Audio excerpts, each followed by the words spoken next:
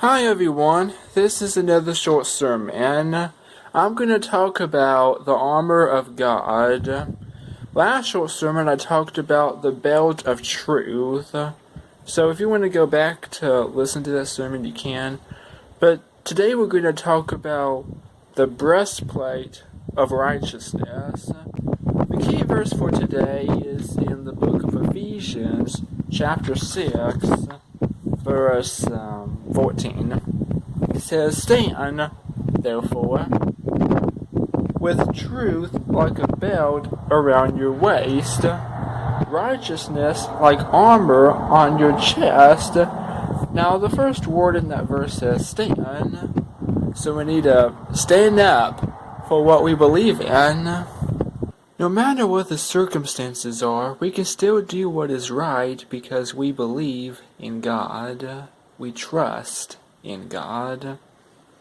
Well, as I mentioned earlier, truth is like a belt around your waist, which means it supports the whole body, and it supports the whole armor. Without truth, the armor would just collapse, and truth is the Word of God. So you cannot have the armor of God without the Word of God.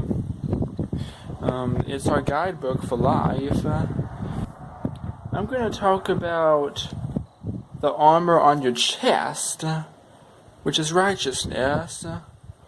So when you do something right, because that is what righteousness is, then it makes you feel good, right? But when you do something wrong, it makes you feel bad.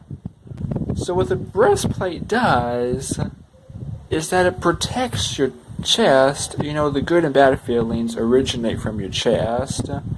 So the breastplate is supposed to protect any darts that the enemy may try to throw at you. For example, the enemy may try to throw a dart to make you feel bad about something, even if you're not guilty for it. I have experienced that. So the breastplate keeps you from feeling bad, and it keeps the good feeling inside of you so that you would want to do what is right. Right? Now let me read my notes here.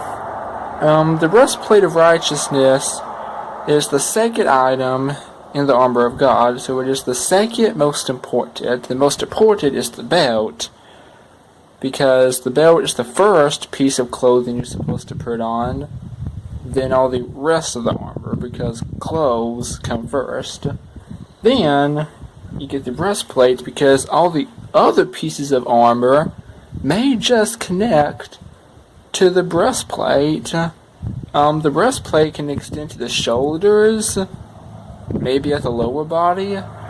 The breastplate pretty much covers the whole body with this metal armor so that nothing can penetrate, because it's more fatal to have a dart thrown at your chest than your hand, for example. In your chest has two important organs, the heart and lungs, which are the most important organs for life, other than the brain. So the heart and lungs is what keeps you alive. You breathe in oxygen, it goes in your lungs, goes through the red blood, which carries oxygen, and the heart pumps the blood, so the heart and lungs work together to keep you alive.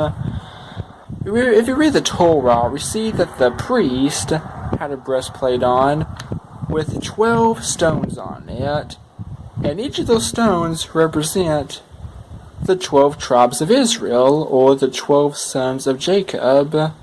I can list all of them, although we do not know the order, but they were in order. They read from right to left, bottom to top, as we read text in Israel. Alright? And each of those stones was under consideration in the priest, so the priest would make atonement for all the 12 tribes of Israel. And you can read this in the Torah. Well, I'm out of time for today. In the next short sermon, I will talk about the sandals of the gospel of peace. See you later, everyone.